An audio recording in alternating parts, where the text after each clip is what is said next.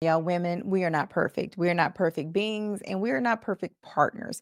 In this video, I want to talk about the top 5 things that I consistently see when I coach men, because I do coach men, that women we could be doing better in our relationships. Why? Because I did a video last week where I was talking directly to the men about, hey, men, if you feel like you're not getting the physical needs that you have in your relationship, they used to be hitting and now they're not. Maybe you need to look at the emotional intimacy in your relationship, because a lot of times women, we are emotional beings, and if we're dissatisfied in our relationship emotionally, then yet we can't show up physically. What do those men say? Okay, well, it's not our fault, it's not our fault, and you're blaming men. Not all men said that. Okay, let me be clear. I love it when men are open-minded and they are all for growth and they really truly want to understand the other person in a relationship. You know why? Because it's two people in that relationship. It's not just one person. So you can't always look at what the partner is doing or not doing, y'all. We have to look at ourselves. And that is what I talk about on this channel and on my podcast. So for those men who said, well, women play a part, yes, we do play a part in the demise or the disconnection in our relationship. So today, let's talk about the top 5 things that I consistently see and I'm one of y'all, we could be doing better in our relationships. Women, y'all, we have got to stop these unrealistic expectations that we put on our partners. Even when we're out here dating, we're expecting a man to show up and be Superman, and then for him to know all of our needs and be able to fill every single one of them. We want him to be 6'7". We want him to have a six-figure salary. We want him to have a big house and a big penis. We want so many things. And it's like, wait a minute. You want this man to be your therapist, your hairdresser, your lover, your friend, your homie, all of that. You want him to be your best friend. You want him to be a cook. You want him to be a cleaner. You want him to do all these things and the damn mechanic and this and that. And it's like, hold on, y'all. Do you provide 100% of your partner's needs? No, girl. No, you don't. I don't. You don't. None of us do. Okay, because you're not perfect. We were not made and created just for one person. This ain't Coming to America version one. Okay, whatever you like. That's one of my favorite movies. Don't challenge me on quoting Coming to America because I'm going to win. But either way, there's no way that one person is going to fulfill all your needs. So, women, if you feel like you have a desire to talk about a time when you wanted to be a unicorn and how that made you feel, maybe talking to your man, he might not be interested in stuff like that. That's why we have girlfriends. That's why we have sister circles. Pick and choose the things that are most important to you. No, him being 6'6" ain't the most important thing, unless, girl, you 6'7", okay, or you 6'4", 6'5". Girl, I get it. I get it. Okay, but girl, if you 5'2", why your man need to be 6'8"? Why? I done been never mind. I'm about to say so. Never mind. I forget sometimes my kids watch this, so I'ma just say sometimes anyways, moving on. That's why it's so important, y'all, to be well-rounded. Make sure you have your hobbies, have your girlfriends, invest into other things besides your husband, your partner, and your kids. You need to invest into you, right? You need to work on being a well-rounded individual. And that is what's going to honestly help you from not putting all these expectations on your partner. Second one, y'all, women, y'all, some of y'all talk too damn much. Y'all be talking and talking and talking, and sometimes y'all talk yourselves right out of relationships, right out of opportunities because you're too busy running your mouth. One, you're not even listening to your partner. And again, I'm a woman too, and I have been guilty of these things in the past. Not today. 'Cause you know what, y'all? I have worked on myself. I have thoroughly worked on myself. I don't talk as much as I used to. I mean, now on this podcast, obviously, because if I didn't talk, y'all, I'd just be sitting there listening to my dog lick his tail if he don't shut the F up right now. Some of y'all are talking, but you ain't saying anything. And sometimes we think that our partner wants to hear everything about us, and I promise you they don't. I'm a big, huge proponent in proper time and proper place. Right. I believe in having important conversations. I'm not saying don't have random conversations with your partner. I'm saying you don't have to bring up every single thought that comes to your mind. You do not have to offload that on your partner all the time, because I can sit here and tell you, if you have a good man and that man is handling his business, that man is taking care of the household, that man is making sure that the bills are paid, the electricity stays on, the mortgage is paid. I promise you that man has a lot on his mind. And in today's economy, we see what's going on in the news. And if that man is a true masculine man, that man is a protector and a provider, you do not have to offload every single thought that comes across your brain onto your partner. But if you want to talk to your partner about something, because I am huge into having conversations before things go too far. If you have something that you actually want to talk about, y'all, schedule time. We are all busy humans. We're busy adults. Make sure that you're clear in what you want to bring up. I learned a long time ago not to just bring up random things at random times. So let's say that we're out and about and my partner does something that I don't like. I know how to shut my mouth long enough to where I don't need to bring it up right then and there. I can wait until it's a better time and a better place for us to have a conversation. Women, if you have not learned this trait yet, please work on learning this. Everything does not need to be addressed right away, just because it's on your mind. I'm not saying sit there and have an attitude until you have a conversation. You're going to have to learn how to put things to the side so that when it's time to have that conversation, it will be by far much more productive and you might even come up with a resolution. Now, the third thing is, y'all, sometimes it's not what you say, but it's how you say it. My parents have been married 52 years. My mother's Chinese, my daddy's Black. I've never seen my mother attack my father verbally. I've never seen my mother go at him verbally. And what I see in today's society, I see a lot of running of the mouth. I see a lot of talking disrespectfully. Now, if you don't want your partner talking disrespectfully to you, then y'all let's not do that. Men too, and I'm not saying women, please hear me clearly. I am not saying men don't do this because trust and believe, yes, they do. Y'all, we both have to get to a place to where we can talk to each other without disrespecting each other. No name calling, no talking to your man or your woman as if they are less than. But since I'm talking to the woman in this video, never make a man feel less than a man.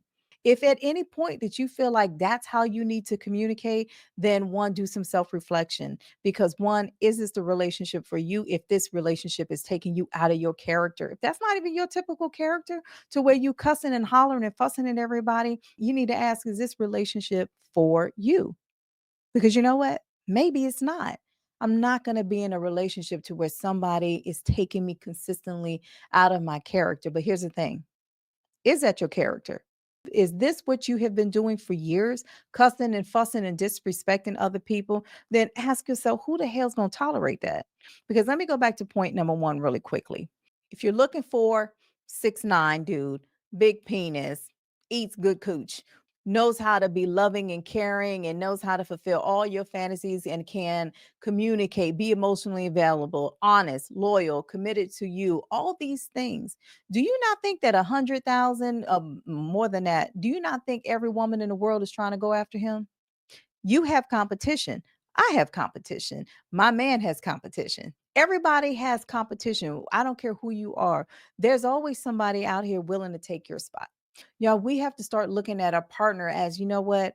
I am honored. I am grateful. And I'm appreciative. Like this person is dating me. This person is with me. And this person also should be honored and grateful and appreciative to be with me.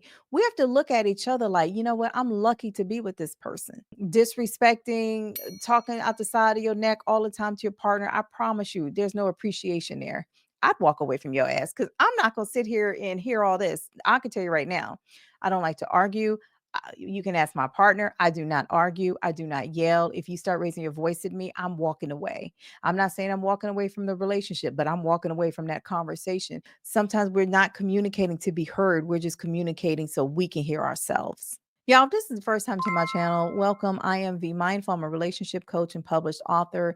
As I talk about communication, I'm going to tell you communication is the number one reason why relationships fail. I work with clients to improve their communication. I work with clients in learning how to bring up issues. This is something that I had to work on for many years. I've done growth. I've hired professionals and I got help. And with all of that, y'all, I created a communication guide. It's over 30 something pages that will help you learn how to improve your communication, and it's free. Click on the link below and download the free guide because everybody knows V for her mouth. And I have a mouth. I'm gonna tell you right now, I could kill you with my tongue.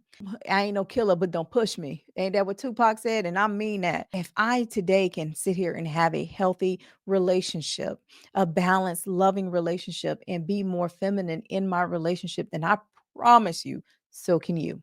And ladies, if you find that you need that help, you don't know how to calm your insecurities, you don't know how to work on your attachment style, you don't know how to improve your communication in your relationship, by all means, y'all check out my website in the description below or send me an email. And my email address is in the description below.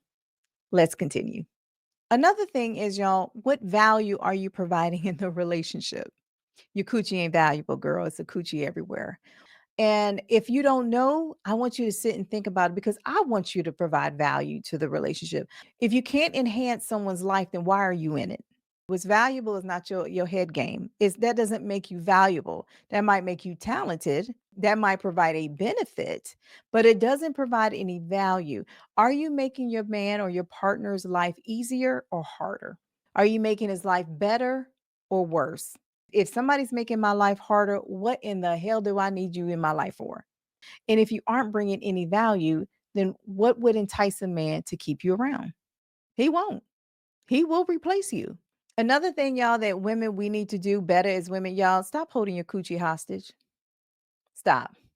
You're not benefiting your relationship at all by saying, okay, well, I ain't gonna give him none. Sex is beneficial to both people in the relationship. Holding it hostage and maybe being too tired, these are not the same things. Okay, let me just be very clear. Sometimes, and especially women, as we approach menopause, sometimes our coochie just ain't working right.